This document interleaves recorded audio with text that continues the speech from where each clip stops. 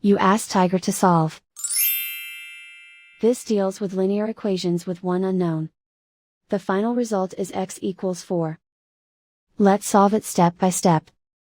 Simplify the expression. Multiply the fractions. Break up the fraction.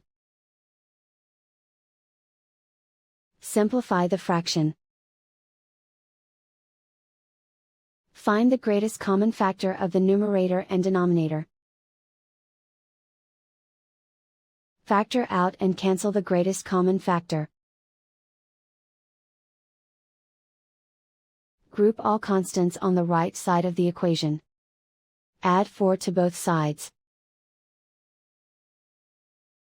Simplify the arithmetic.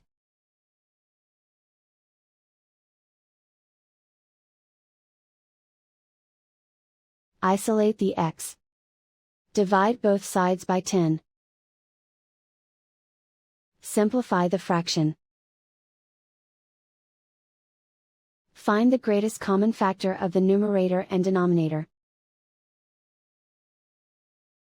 Factor out and cancel the greatest common factor.